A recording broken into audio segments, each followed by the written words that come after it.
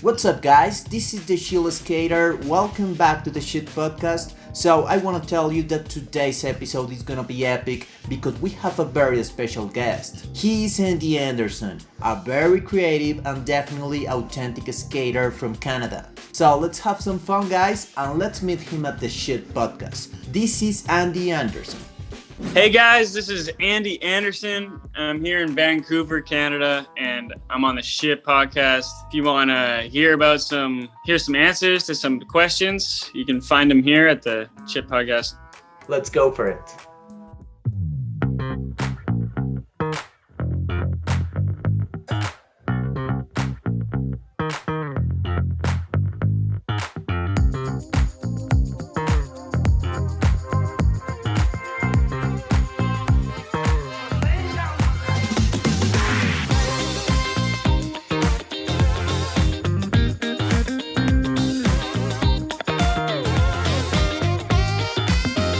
What's up, guys? Welcome back to the Shit Podcast. Today we have a very special episode because we are with this amazing skater right here.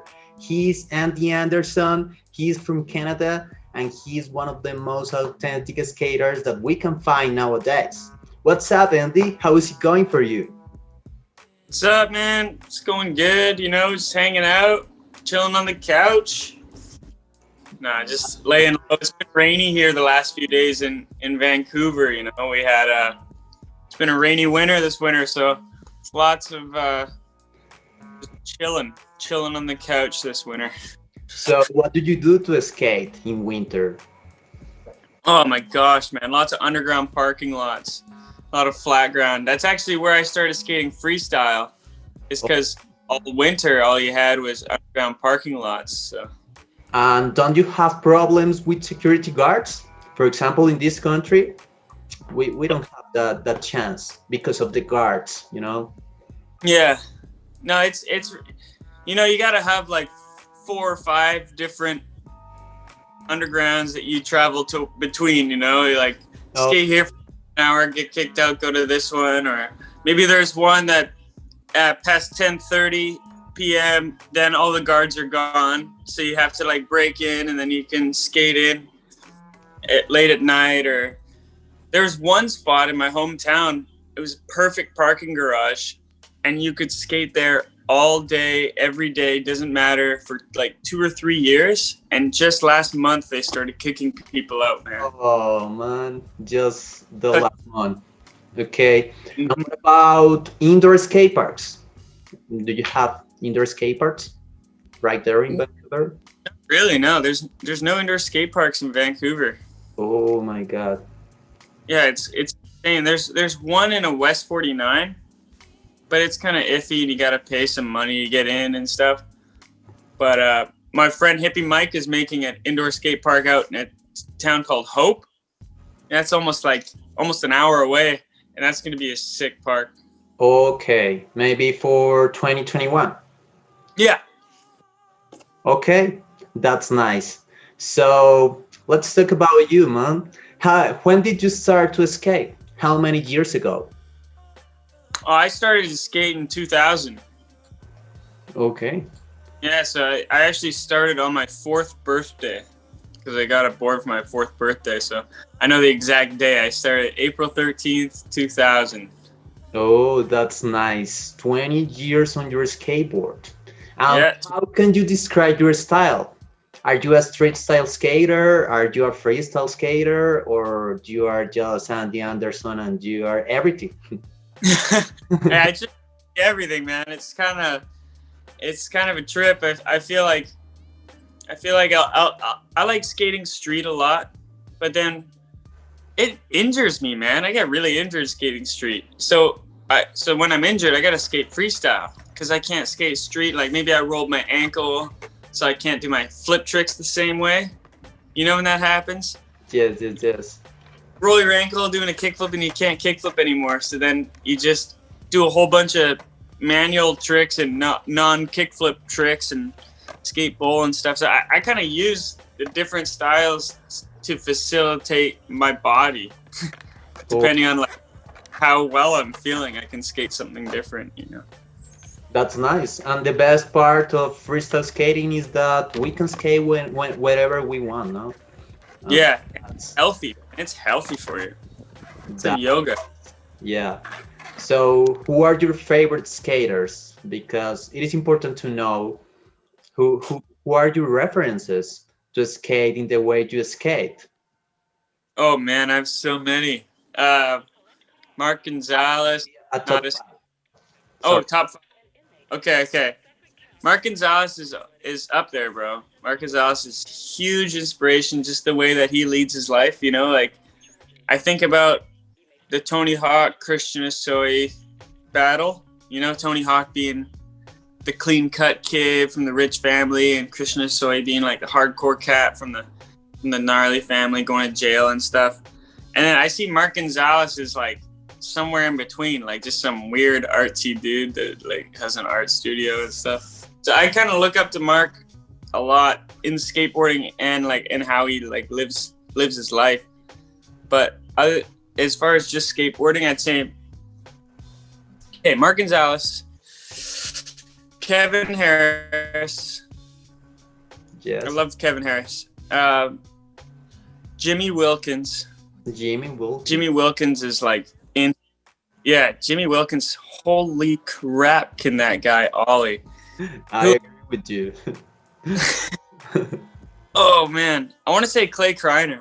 That's not like on my list that I made 100 years ago and I keep in my head. But Clay Kreiner is like holy crap as well. And then Ray Barbie. Ray Barbie. Right, Barbie. Pretty Yeah. nice list right there. All right, good references. So, when did you start to getting so creative with your tricks? From the beginning in the 2000? How was that process of becoming what you are right now? So people say I'm a creative skateboarder and stuff like that, and I'll tell you the root of all of that, the root of all of the oh my god, he does these tricks I've never seen before, comes from me as a kid. I hated the ollie, dude. I thought the ollie and the kickflip were the lamest things ever. Wow. So I did a lot of studying on like pre-ollie skateboarding, right? So like the ollie was invented in what, 1984, 83, 80, I think it's 84. And then what was a pro skateboarder like in 1982? You know, they'd never heard of an ollie. They'd never learned how to ollie, yet they had already lived their whole skate career up to being pro and selling boards. And that's one of the reasons Kevin Harris is on that list, is because he's the first pro from Canada, for one, rides for Powell, but for two, he never ollied.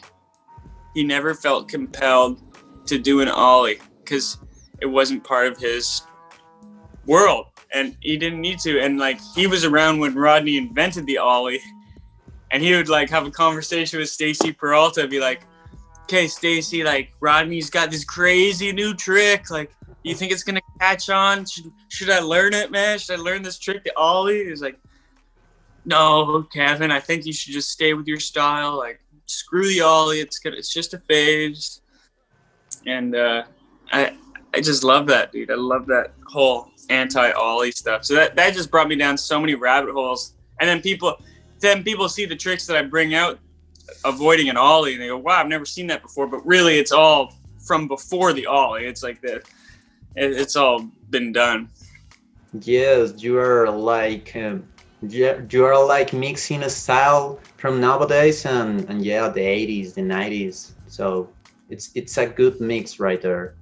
Thanks, man. I like it. So, what do you do besides skateboarding? Do you have any other hobbies or any job or just scale life? You know what? I don't have a job, which I'm very happy about. You know, it was really important for me coming out of high school to really do something, and skateboarding's been my full-time job since then, like going to contests and stuff like that. But other than that, I just like sketching in my book and like searching for music, man. I'm a real feeler. I like to do some things that make me feel different, you know, like talking to people about their experiences, and I love, like, if I'm being super honest, dude, my favorite thing to do when I'm not skateboarding is like walk around and pretend I'm homeless and just like and like creep out in the street and like freaking, I don't know. It's just, Thank you for being honest. And just yourself being alone, or with homies, or whatever. oh, I got the homies that I live with and stuff, but I like going out by myself a lot of the time. Okay. Just because you can do, like, follow your own intuition and not worry about what your homies are gonna think of you or whatever. Okay. Or they don't have to play. Yes, I know. So, how can you describe the skate community in Canada, in your country? Oh man, country's big, but Vancouver's cool, man. So like, I don't know if I can tackle all of Canada, but I can tackle Vancouver for sure. Okay. And Vancouver, in my opinion, is like California of Canada, you know? Like Montreal, Toronto, it's like more East Coast-ish vibe, but like Vancouver undoubtedly is Cali of Canada. So back in the 90s and early 2000s, it was one of the best skate spots ever. And we had Slam City Jam. But I believe, I'm not 100% sure on this, you're going to have to fact check me on this, but I believe that skate stoppers, you know, the skate stoppers that go on ledges and ramps? Yes. I think that skate stoppers were invented in Vancouver. Oh, right. I think so. I could be totally wrong, but I've that. And the skate stopper game in Vancouver is insane, dude. Everything was skate stop. But since COVID hit, a lot of the skate stoppers have come off, and the government's just like too busy to put them back on. So it's pretty sick. Yes, I can imagine. And talking about that, talking about COVID and the pandemic and 2020, how has this year been for you and your skate career? Oh man, this year has been such a blessing, bro. Yeah. It's been so good. Like, cause you gotta think, like I've been doing the contest route, like every weekend or every other weekend, doing another contest. And you know when you can't do when you're doing that is you can't be learning new tricks, because like you need all your tricks to be good enough for the next contest. So like Friday, it's qualifiers. Okay, you skate your heart out. Maybe you don't make it. Maybe you make it through to Saturday. Skate your heart out. Semifinals, you know. And then Sunday, oh my God! Like if you made it to Sunday, you're killing it. Third day competing. Okay, Monday, you're passed out. Tuesday, you're still kind of passed out. Wednesday, you're like getting up out of bed. And then Thursday, you're getting ready for Friday for the next contest. Like you can't learn tricks. You can't film a video. You can't do anything in that. So it's been really relieving to have the whole contest world shut off for a minute, and I can like go back to my home and learn some cool new tricks and have fun with the stuff that I want to do and go my direction. And then when I go back to contest skating, I've had this freedom that I can like pull memories from and then learn tricks later on more focused, if that makes sense. Yes, for sure. But you have trained this year your tricks. So your performance in 2021 when the contests are back is gonna be okay. Yeah. Yeah. Good. You know, like obviously I can't skate right now because of the rain, but it's gonna be good, man. It's not like I'm just blowing it right now. Like, and what I'm super hyped on is I got a lot of time to film some videos and stuff too. So I got a bunch of like heavy videos I've been working on for a long time that since COVID hit, I was actually able to finish and wrap up. So Christmas morning actually is my pro part. It's my first pro video coming out. For which brand? For Powell. Powell Peralta. That's nice. So December 24th? Yeah, or 25th at midnight, I guess, or 24th at midnight. Okay, that's nice. We will check that video part. So, Thanks, bro. was hard to make this video part? What do you think? Mm. Making a comparison between this video part and maybe the other video parts that you have made. Okay, so my other main video part that's like all skating is the Brett Novak one. It's like super fancy filming, and it's all in Vancouver.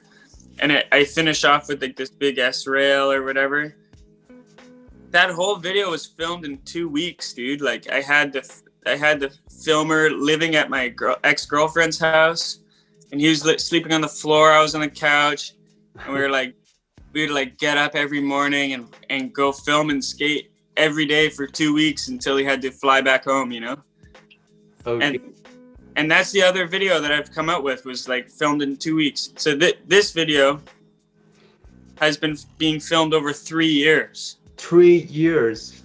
Yeah, 3 years of my best stuff. And like a lot of stuff, I don't even think people know that I skate, because it's just been under wraps for so long, you know? So and for 3 years I've had tricks that I've wanted to put out, but it was incomplete, you know what I mean? So now I have like some tracks that I made on the piano and some unlicensed music and all that stuff. It's all complete now. It's put together. Okay, so your music is also gonna be in this video part? Or- Yeah. It's like I play piano a little bit, you know? I'm like an improv piano jammer. That's also something I do, I guess. But I'm not the best, dude. Like people tell me I'm better than I am. I'm not that great. But I know one chord pretty well. And then I got a homie on the computer. He like I play the keys, and then he types it all up and adds beats and stuff. Okay. And then it's my easy way of getting free music. I just like make a little jam, little riff, send it off to him. He sends me back like a full song. I'm like, sick, throw that in, done. You know, it's not like perfect HD quality. You know, it's pretty lo-fi Musca beat style, but at least it's like not. At least it's legit. You know. Yes, for sure. And you're making it very unique, not only by skating, but also in all the senses, and that's nice. Thanks, man. I'm free of copyright problems, because it's difficult. Exactly. Yeah, that's nice, man. So, who are your sponsors right now? You were talking about Powell, Peralta, but what other sponsors do you have? Dude, I got a good list of sponsors right now. I got Powell. So Skate One owns Powell, Peralta, Bones Wheels, Bones Bearings, and Mini Logo, and Hoopla and Positive, and all those brands. So I ride for Skate One, which is like a bunch of brands. But then also I ride for Skull Skates. Okay. Skull Skate right there. They're the oldest brand and oldest skate company in Canada. Oh. So they actually started the same year as Powell in '76.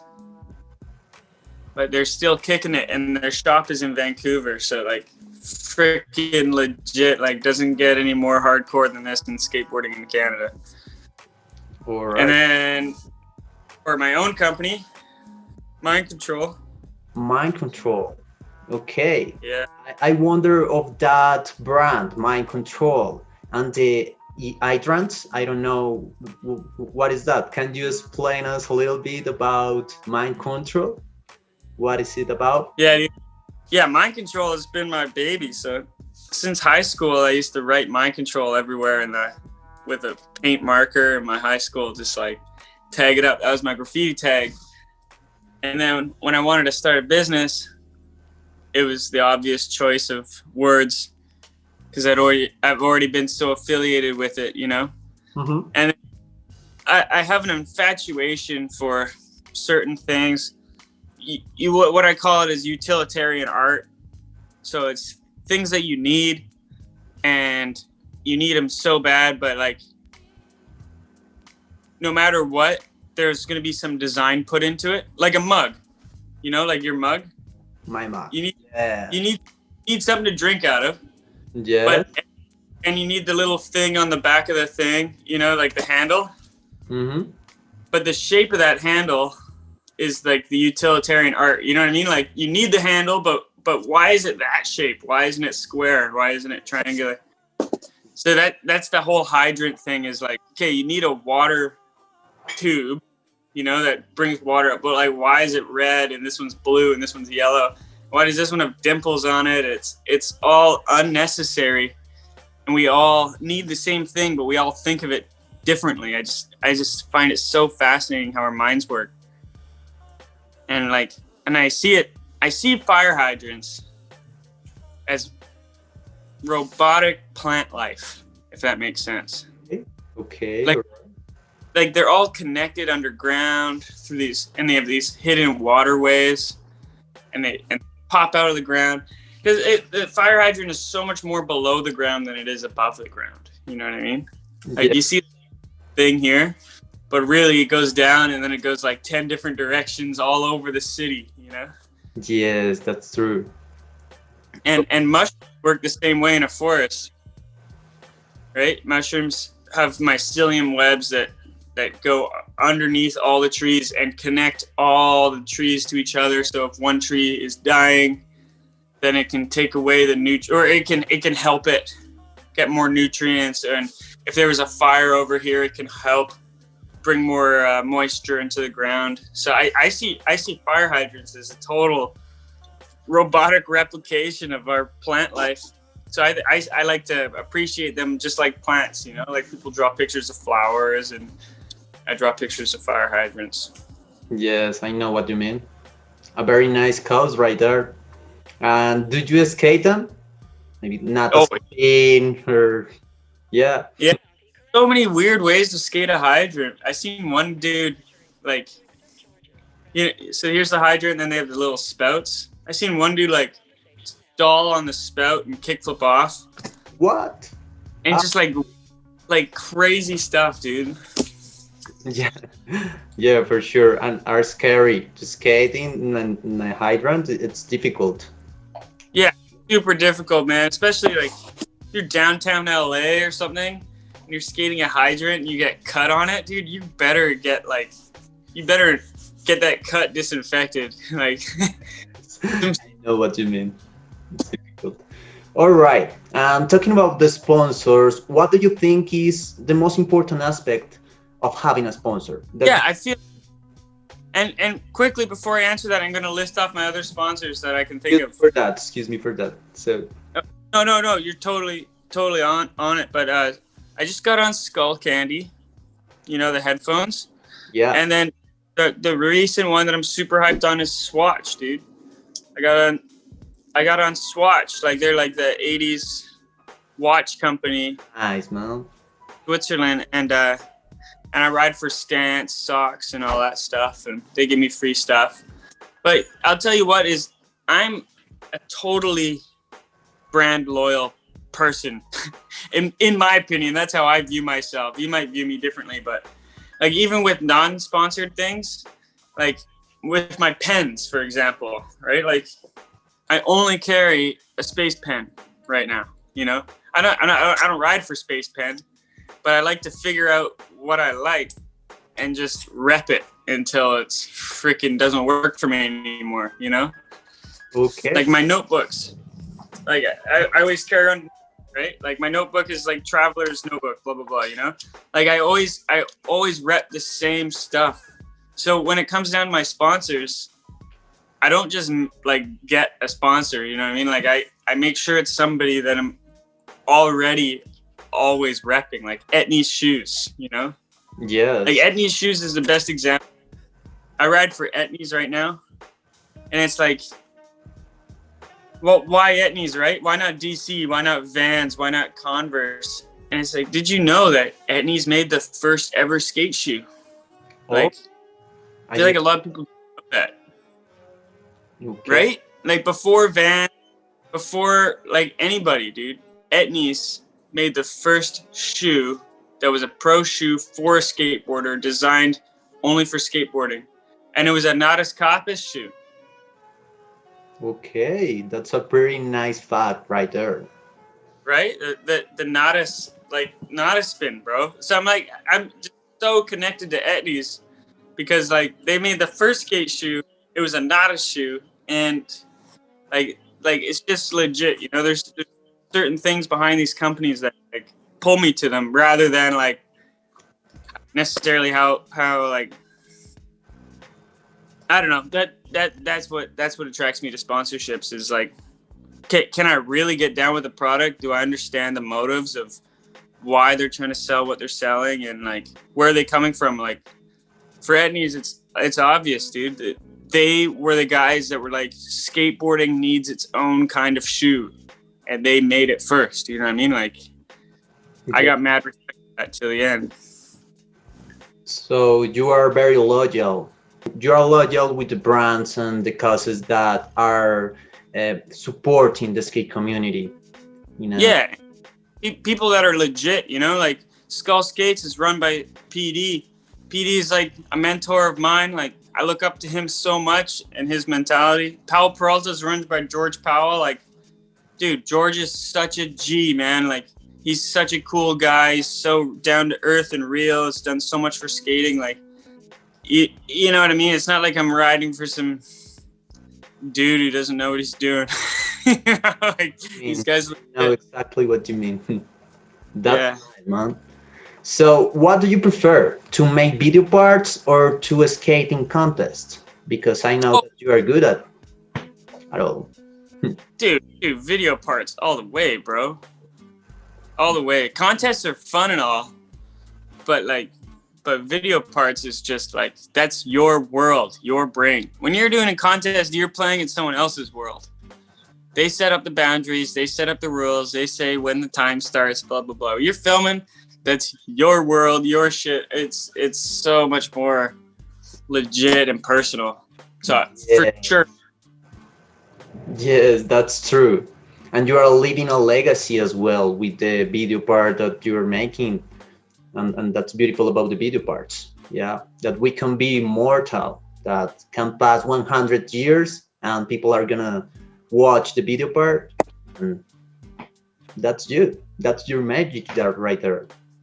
It's crazy. Skateboarding hasn't even been around for 100 years yet. Yes. It's like such a word. Like you could have seen the first ever skateboard and still be alive. Yes, for sure.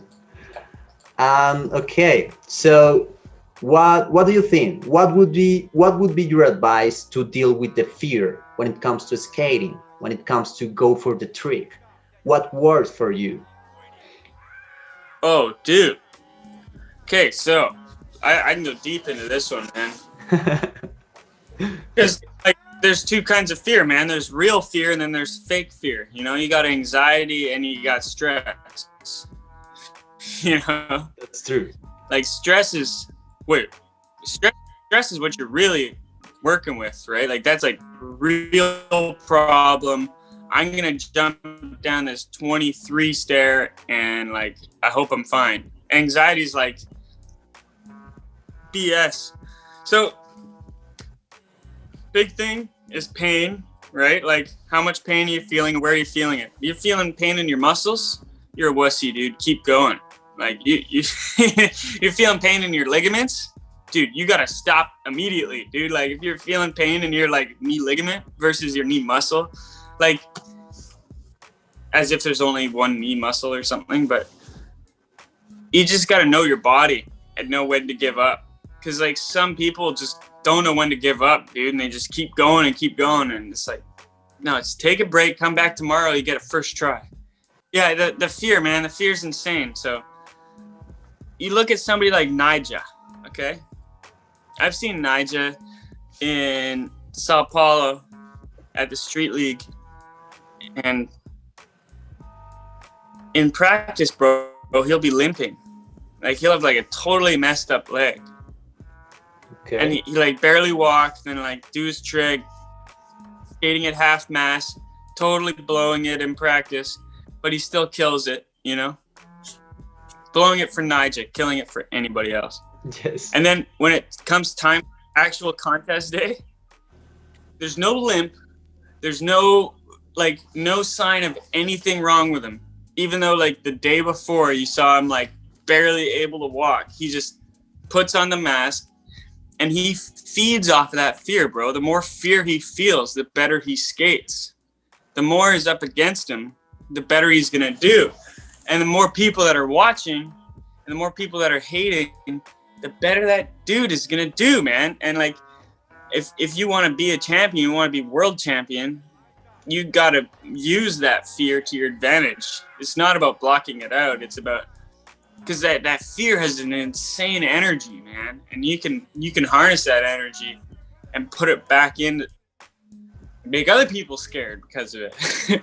But or you can let it consume, man, or you can totally just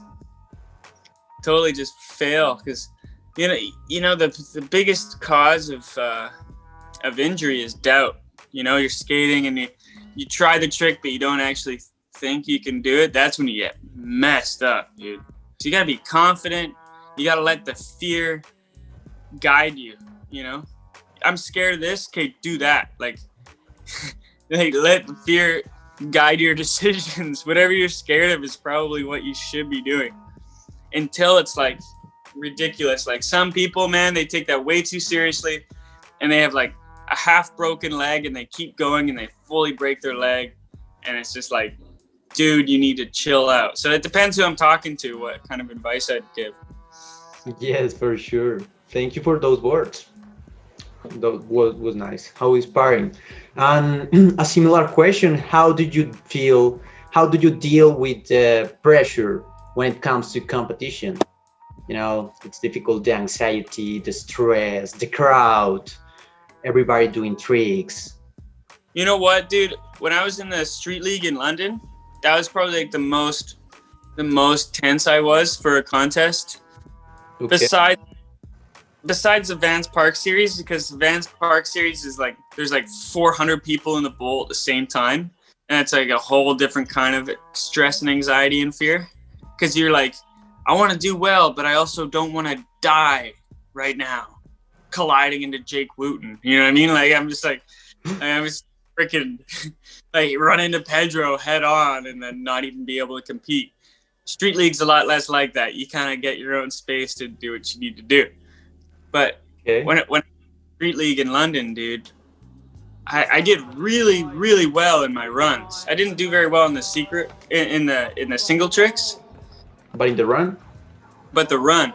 And the thing that made me do well, I don't know if I can replicate, bro, but I went totally out of body during that run. Okay. Like, there was so much stress and so much stuff.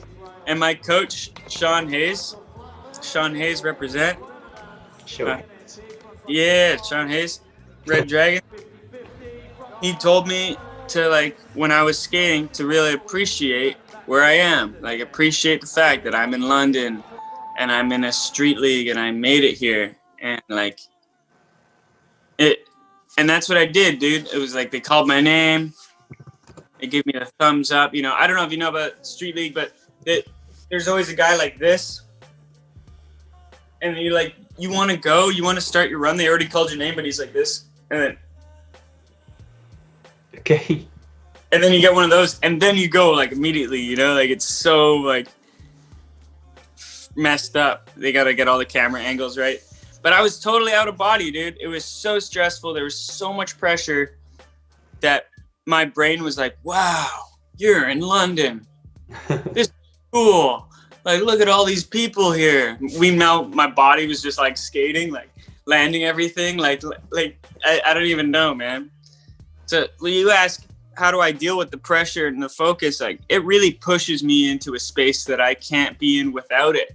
So it's kind of, it's hard to describe the answer, you know, because it really pushes me to be someone I'm not. Yeah, for sure. I know what you mean. So talking about this, how did you get in the street league in that moment? That was because of your performance in Tampa Pro? Or... So I got into street league because of this whole Olympic stuff, right? So with the Olympic introduction or whatever, street league accepted. Like street league used to be exclusive to like 20 people or whatever. Shane O'Neill and Deshaun Jordan, they'd all get like private jet flights out to street league all over the world and like party it up like G's. But now, since they're affiliated with the Olympics, they have to allow the top three skaters from every country to just show up and try to get a spot. So I'm top three in Canada for street. And I went there and I went to, I forget the name of the skate park. It's such a sick skate park in London underneath this bridge. It's so cool. And anyways, qualifier contest, done it 100 times. There's like 250 skaters. And low key, dude, I kind of blew it. Like I didn't do very well. And after my run, I went over with my coach and I was like, dude, I blew it, you know? And he's like, better luck next time. And, you know, we had like a long discussion about like how I'm going to do better next time. And we went back to the skate park and they put me in freaking fourth at like 250, dude. Like, I swear, when they decide who goes to street league, dude, it's a personal decision, dude. There's too many good skaters to like knock out certain people, like put other people in, you know? Yeah. So I came in and I blew it. So that was the weirdest thing ever. And then the next time I had an opportunity was in Sao Paulo and I killed it and came 11th and they were taking the top 10 and I was like, no. Yeah. But that's how it goes, man. Like sometimes you just get thrown in and like that's, you just got to be ready for anything. Yeah, that's true. And what about the experience of having a coach for skateboarding? Because, you know, we as skaters, we just want to do whatever we want to do. So, yeah. Coach, how is that experience? Did you like it? Yeah, I love it, man. I gotta admit though, like my coach is pretty hardcore. Like it's not like, he's definitely a skater, dude. He's not like some coach that came into skateboarding. He's a skateboarder that came into coaching, you know? Yeah. And coaching's been a big thing in skateboarding for way longer than people want to admit, dude. It was just kept secret, you know, because everybody was too scared to be called a jock. Okay, yes. You know, but it's like, so Sean Hayes, my coach, he was the team manager. Dude, that's the old word for a coach. It's team manager. Okay, team manager. You know, like you got your team manager. He's the guy who brings you out to the skate spot, tells you what trick you maybe should try. You know, like it's team manager, coach, same thing, unless like whatever. But what was I getting at? Oh right, like my coach is freaking hardcore, dude. It's not like it's not like ridiculous stuff. And for me, the biggest part about it was learning basic level health stuff, like how much water should I be drinking every day to stay hydrated? How much protein do I need to eat every day to not be losing weight while I'm skating? You know, like just super basic things that have huge implications. Like if you're drinking the right amount of water, the difference on how long I can skate is insane, you know? And I just wouldn't know that before. And yeah, you need a coach to tell you that, dude. Like you're in the street by yourself and you're skating your ass off. You're not like worried about getting water. Like I wasn't anyways. So I absolutely love it. And I feel supported by it. And I feel like I've been held back by my own naivety a lot, you know, like I don't know what to do next sometimes. And it's good to have someone to ask, you know? Like one thing that he brings up to me that's changed my perception of skateboarding a lot is the straight eight. Oh. I don't know if they're familiar with that, but it's like if you got kick flip and then heel flip, that's 2. And then you got fakie kick flip, fakie heel flip, that's 2 more, so that's 4. Nollie kick flip, nollie heel flip, 6. and then switch kickflip, switch heel flip. That's 8. So all 8 straight flip tricks, the straight 8. Okay. And in my brain, I always thought of it like kickflip, heel flip, varial heel flip, inward heel flip, hard flip, tray flip, laser flip. Like that was, like, I was thinking only off the tail, and he's like, no, dude, it's like kickflip, nollie flip. Oh my god, like just different things. I don't know if that was complete jargon, For sure. or he followed me or not. I But know what you mean. The first thing I do when I arrive to the spot is frontside 180, switch frontside 180, nollie backside 180, and that like for 10 minutes, and then with the kick flips and the heel flips. Yeah, so it's good. And the funny part is that we get better with the other tricks when we just master the basics. yeah, exactly. You just get better at everything, and you'd be like, oh, now I got a decent nollie flip. Like, it's not that good of a nollie flip, but now I can try no slide nollie flips. Like, and that's not like some crazy fairy tale trick. That's like totally I could do that. Like, man, I haven't learned. You know what I mean? Like, Yeah, for sure. So you love the idea of having a team manager or a coach. Yeah. yeah, definitely not for my whole life. But like, the idea of rejecting it is just ridiculous to me. Like, why would you reject somebody who's going to help you, who obviously knows more than you? One thing I haven't said is this guy Sean Hayes was the team manager for Plan B. Whoa.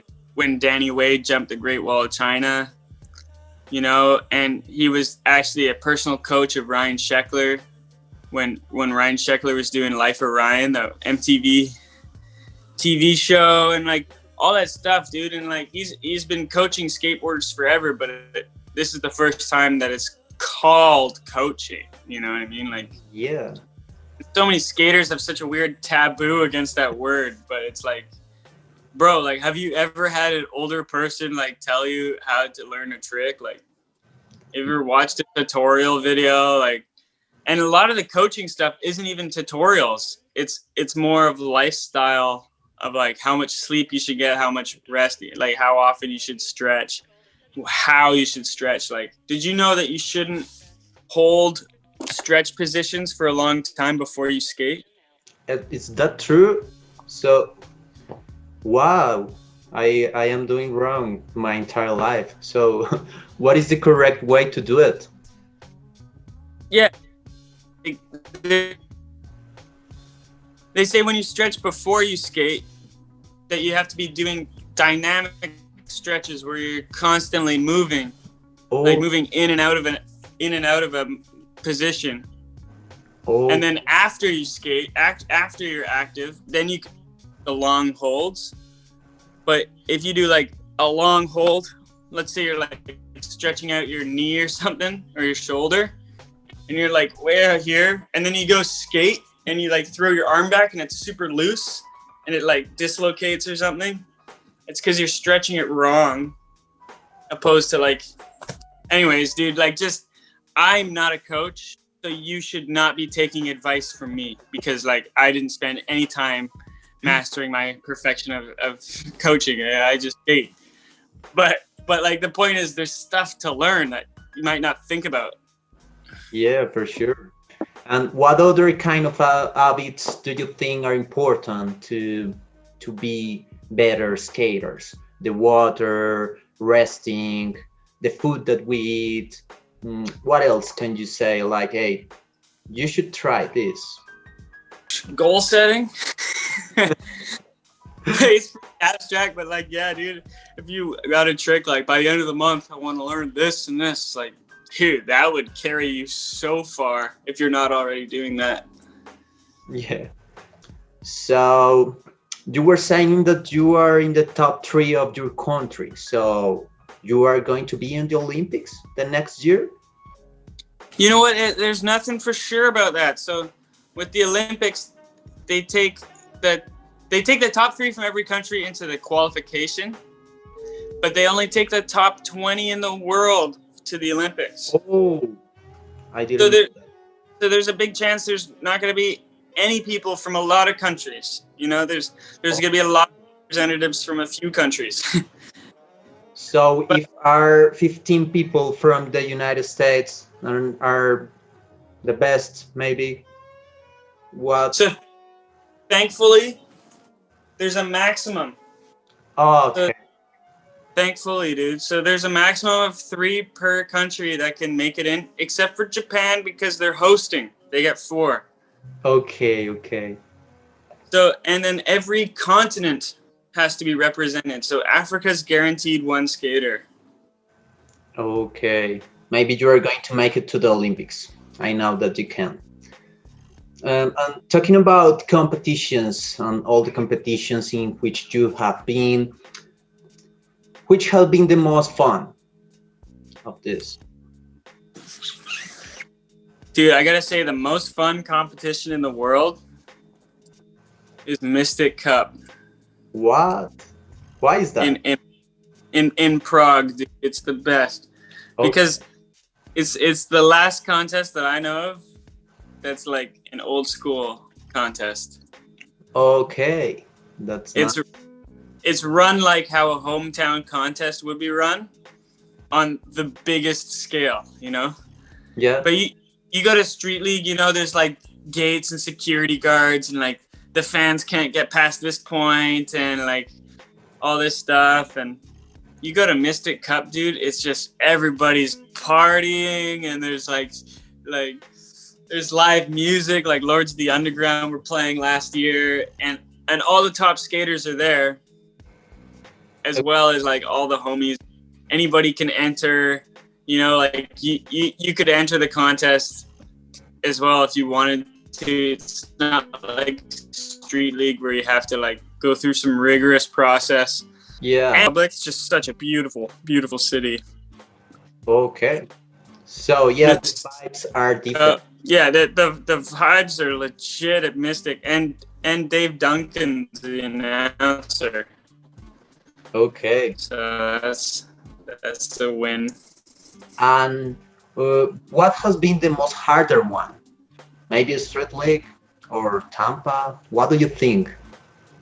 Oh man, see, Tampa's a weird one because Tampa's old school too, man. Yeah. Tampa's old school. Like you can, like I can skate for an extra 10 minutes and they won't do anything about it. You know, they'll still give me points. But like if I go like 2 seconds over in Street League, they're not giving you points. It's so whack. Like so many rules. Like Tampa's legit, dude. They know how to run a contest. But okay, one of the harder contests. Oh, Qatar, dude.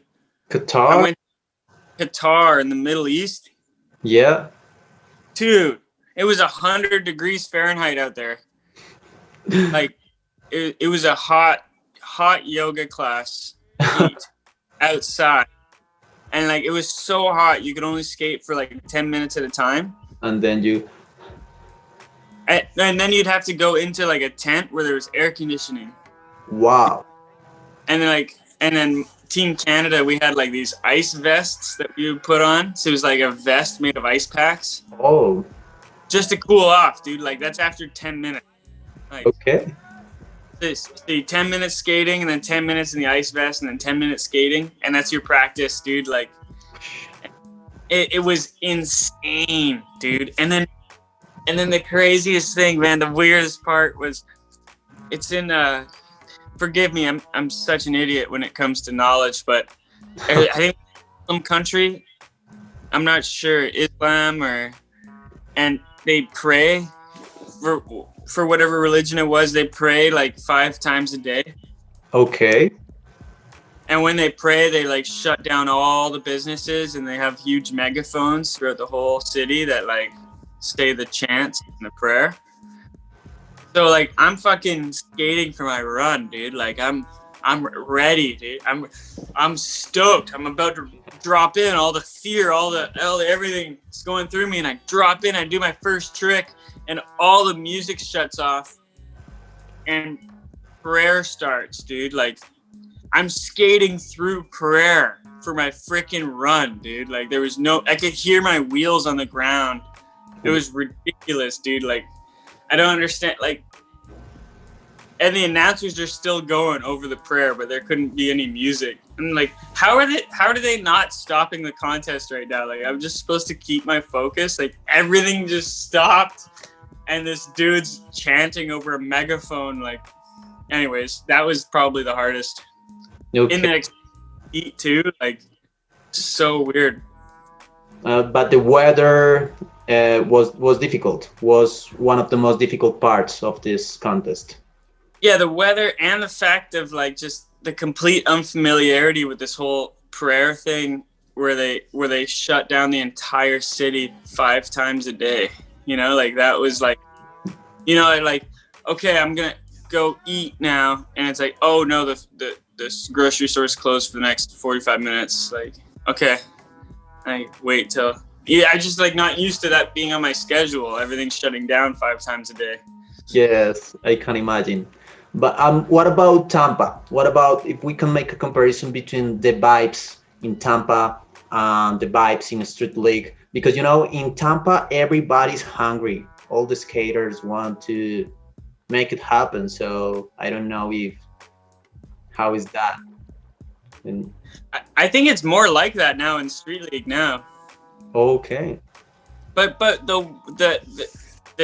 the slimy thing about Street League, bro, the slimy thing there is they're like, hey, yeah, anybody can join now, right?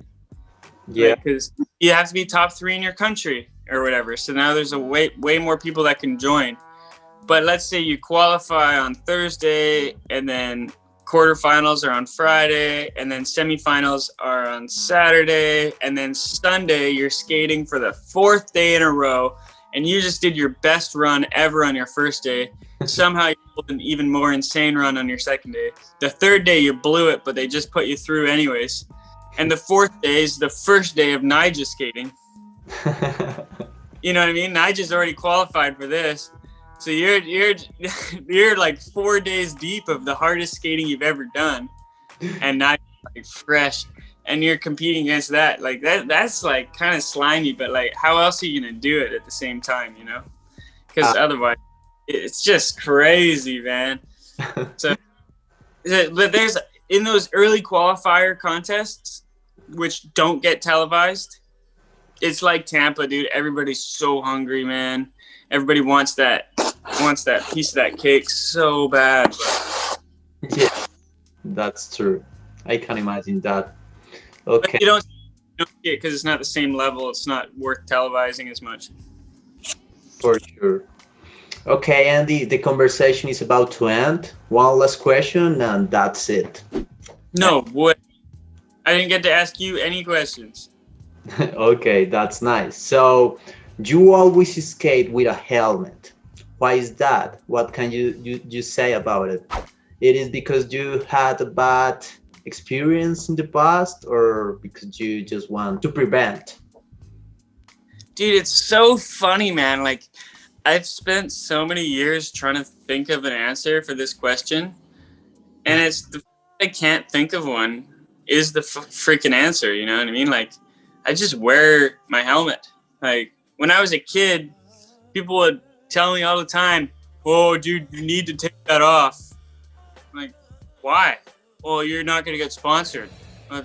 I got sponsored, you know? Well, you're not going to get a girlfriend. Like, but I got a girlfriend. Like, what does that have to do with anything? Like, you can't turn 18 and still be wearing a helmet. Like, dude, I'm freaking 24 and I'm still wearing a helmet. You know what I mean? Like, it's just, like, my question for everybody else is, why did you take it off, dude? Because you were too scared that somebody was gonna make fun of you? Like, no, I don't mean to challenge everybody like that, but helmets, dude, it's just a reasonable decision. Like, I like skateboarding so much, and so much of the stuff that I do is beyond muscle memory. You know, it takes actual thought, you know, because I'm talking about tricks I don't do that I want to do and stuff, you know, like if I hit my head so hard that I couldn't skate, I'd just be so upset, you know. I'd be like, why the heck didn't I wear a helmet? But at the same time, fear, bro. You asked that question about fear earlier. so important for me that fear is not the driving force of wearing your helmet. I feel like a lot of like helmet companies and stuff, they use like, here's your head without a helmet, and they drop an egg off a building or something. Like, fear is the worst tactic ever to make someone want to do something, because as soon as they get a moment of clarity, they're over it. It only works as long as they're frozen in this terrible state of fear. Like, if you want to wear a helmet, you got to make that decision for yourself, not out of fear. You got to make that decision, just be like, yeah, I made that decision. Like, it can't be like you're some mom going like, oh my God, you're gonna die. You know, that's not what it's about. And it's important for people to realize that helmets do not stop you from dying. You can die with a helmet on. Like, oh man. And then people get all upset as skateboarders, like, why aren't you wearing a helmet? Why aren't you wearing a helmet? And I'm like, dude, why don't you wear a helmet when you drive your car? Like, there are so many fatal concussions from car accidents, but people don't wear helmets driving cars. Why not? That would be ridiculous. You'd get judged. Can you imagine if you were wearing a helmet? Like, how can everybody conscribe to not wearing a helmet, doing something far more dangerous than skateboarding, and then get mad at skateboarders for not wearing a helmet? So my whole stance on wearing a helmet, dude, is I wear a helmet. You don't have to. I don't care what you do, bro. I wear a helmet, and I don't care what you do. If you don't care what I do, that's cool too. But if you want to wear a helmet, I think it's dumb that you wouldn't if you wanted to. And I want to make it. I think a lot of people want to wear a helmet, actually. I think people want to. Just like I do.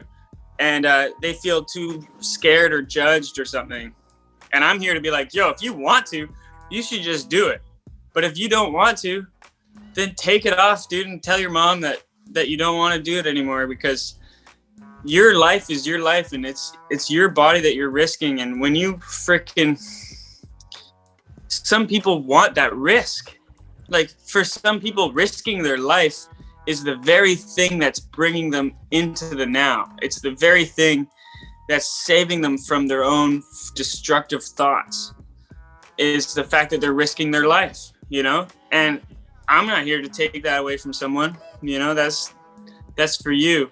But if you're risking your life, you're freaking risking your life, dude. Like, anyways, I could go on forever, but you said everything that is needed to say regarding this, and I love it, man. I love what you're saying. Yeah, and I'm pretty sure that people are going to start using helmets, maybe because of you too, maybe because they are seeing that you don't complain about it and you are such a great skateboarder. And yeah, it's about that. So, yeah, I hope they're wearing helmets because of them, you know. I just wear a helmet, dude. Like, you could wear a helmet too if you want, but it's definitely important, and it's a much broader message than just wearing a helmet, dude. It's just about doing what's right. Like, I hate to say it, but dude, like, wearing a condom too, you know what I mean? Like, it's just a dumb move to freaking not protect yourself when you know you could be protecting yourself. But like, maybe you get a different feeling out of not wearing it, but whatever, bro. Like, not worth it. for sure, protection gives confidence, and I think that when it comes to skating, it's very important. So thank you for those words. Yeah, much love, dude. Much love. Okay, thank you for this conversation that we just had, Andy. Congratulations for all the achievements that you have done, and for all the achievements that you are going to reach. So thank you for being part of the Shit podcast, and I hope that maybe in a future we can skate. Maybe there, maybe here, I don't know. Word is weird. Hey, bro, we gotta get this session on, dude. Play a game. Let's go. Yes, for sure. You know how it is. Like 180, and then front 180, and then back 180, and then switch back 180. It's so good. Yeah. Thank you, man. Thank you for Hey, thank you, bro. Thank you. Really? Like, You're the guy who facilitated this, or was that the girl I talked to earlier? Anyway, somebody facilitated it. But yeah. Yeah, teamwork. Thank you so much, dude. Here, check out my outside right now as well. Show it. Yeah, just gotta get under the. Oh, smells like winter. Smells like winter, yeah, bro. Yeah. Okay. Yeah. Okay, that's Yeah, nice. it's pretty rainy out. Okay, anyways, showing you that for no reason whatsoever. I'll catch you later, bro. Thank you, dude. Have a nice day. Thank you, man. That was really fun. Have fun. You too, man. That was the conversation that we had with Andy Anderson, a very authentic skater. So I really hope that right now you feel inspired to go to the streets and do so many new tricks. So let's go for the authenticity, let's go for the creativity, and let's have some fun on our skateboards. That was it for today, guys. I really hope that you enjoyed this conversation. And yeah, remember to check what we are doing in all these platforms in order to watch more content like this. And if you enjoyed this video, please like and subscribe. And yeah, let's be part of this amazing community of skate lovers. Keep it fresh, my fellas, and always remember to skate safe.